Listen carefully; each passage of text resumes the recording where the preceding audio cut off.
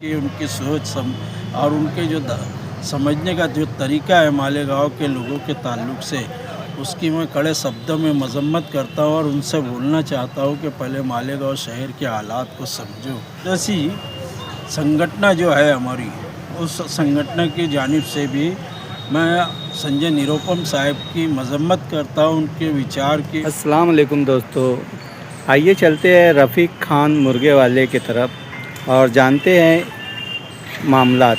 मालेगांव महानगर पालिका 15 जनवरी 2026 को जो इलेक्शन के नतीजे सामने आए हैं, इंटरनेशनल चैनल के ऊपर संजय नामी शख्स ने एक आपत्तिजनक मालेगांव को खिताब दिया है, जिसके लिए शर्मनाक बात है और मालेगांव वालों के लिए भी शर्मनाक है। उसकी आपत्तिजनक बयानात पर हमारे रफ़ीक भाई क्या कहते हैं, सुनते हैं उनकी ज़बानी। रफ़ीक भाई क्या बोलना चाहेंगे?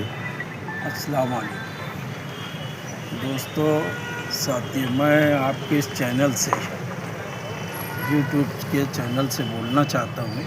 संजय निरुपम साहब को ये समझना चाहिए कि जिस इलाके में बीजेपी ने उम्मीदवार खड़ा किया था, वहाँ किसी तरह से कोई मुस्लिम वोटर नहीं थे।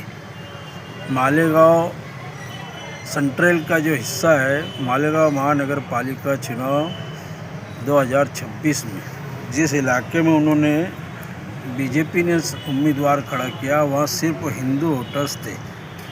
अब हिंदू वोटर्स ने बीजेपी को वोट नहीं दिया, 2 सीट उनका चुन के आना संजय निरुपम साहब का दिमाग आपे से बाहर हो गया। और वो एक समझदार आदमी होकर, एक समझदार लीडर होकर, एक पार्टी के लेवल से पूरे शहर को बदनाम करने की जो कोशिश की, मैं उसकी कड़े शब्दों में मालेगांव शहरियान की तरफ से मजम्मत करता हूँ। बहुजन संगठन जो है हमारी, उस संगठन की जानिब से भी मैं संजय निरुपम साहब की मजम्मत करता हूँ, उनके विचार की, उनकी सोच और उनके जो समझने का जो तरीका है मालेगांव के लोगों के ताल्लुक से, उसकी मैं कड़े शब्दों में मजम्मत करता हूँ और उनसे बोलना चाहता हूँ कि पहले मालेगांव शहर के हालात को समझो। मालेगांव में किसी भी दर्जे में जातिवाद का कोई पनाह देने वाला मुकाम किसी एक जगह पर नहीं है। अगर है कहीं तो आपकी सोच, आपके समझ में है। आपकी समझ और सोच को बदलना चाहिए। मालेगांव से खुलासा करना चाहिए कि जहाँ से बीजेपी को सिर्फ 2 वोट मिली, 2 वोटर्स मिलते, दो उम्मीदवार खड़ा किया, 2 उम्मीदवार चुन कर आते उनके। ये संजय निरुपम साहब को सोचना चाहिए कि यार, जहाँ से ये चुन के वहाँ सिर्फ हिंदू वोटर्स है, मुस्लिम नहीं। मुसलमानों के साथ तो कभी तुम खड़े ही नहीं हुए और उनको अहमियत नहीं दी और आस करते मुसलमानों से और बदनाम करते मुसलमानों को। आज के उनके जो इंटरनेशनल चैनल पे जो ज़बानी उन्होंने दिया है, वो काबिल मजम्मत है। मैं मजम्मत करता हूँ और उनसे बोलता हूँ, गुजारिश करता हूँ कि पहले शहर के हालात को समझे और उसके बाद बयानबाजी करे। मालेगांव शहर कभी जातिवाद में था, न है, न रहेगा। यहाँ भाईचारा, अमन, शांति के पैगाम यहाँ से दिए जाते पूरे हिंदुस्तान को, महाराष्ट्र को। ये एक अमन का गवारा है, इसमें किसी तरह की कोई बात को कोई अहमियत देता नहीं है। इसलिए आपने अपने जो दिए हुए स्टेटमेंट नेशनल चैनल पे उसकी गौर करना और अपने स्टेटमेंट की माफ़ी मांगना।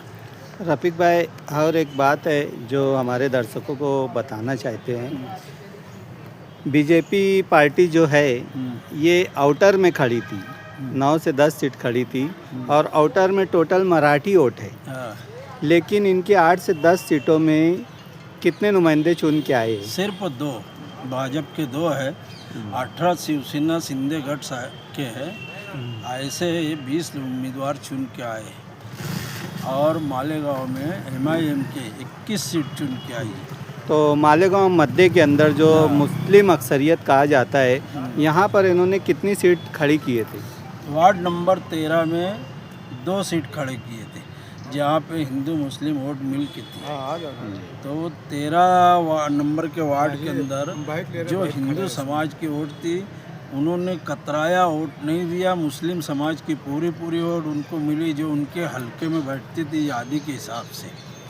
और हिंदू समाज ने वोट देने से ना जाने क्यों कतराया भाजपा को, ये तो मैं नहीं बता सकता। लेकिन रफ़ीक भाई, वो तो ऐसा इल्ज़ामात लगा रहे कि मालेगांव जो है आतंकियों का अड्डा तक के बता दिया गया है इंटरनेशनल चैनल के वो ऊपर। हिंदू मुसलमान लड़ाने की कोशिश बार बार करते हैं, मगर ये अमन का गवारा है मालेगांव ये। तो मैं आपके चैनल से सबसे पहले इस शहर के पुलिस डिपार्टमेंट का शुक्रिया अदा करता हूँ, जिन्होंने 3 आईपीएस अधिकारी हमारे शहर में, जिन्होंने हर पुलिस स्टेशन के पीआई ने, और उन्होंने ये शहर को अपना एक घर, एक मुकाम समझकर भाईचारा कायम रखने में रात दिन एक किया। और इस इलेक्शन में किसी तरह की कोई भी किस्म का कोई फितना फसाद जन्म ले, ऐसा कोई मुकाम उन्होंने नहीं छोड़ा। इसलिए मैं मालेगांव पुलिस डिपार्टमेंट का और पुलिस प्रशासन के तमाम कर्मचारी, अधिकारी, अफसरान का आपके चैनल के ज़रिए शुक्रिया अदा करता हूँ, और अल्लाह रब्बुल इज़्ज़त से दुआ करता हूँ कि इसी तरह के ऑफिसर इस शहर में भेजे जाए, ताकि शहर में कभी फितना पना ना ले। जी, शुक्रिया हमारे चैनल से बात करने के लिए।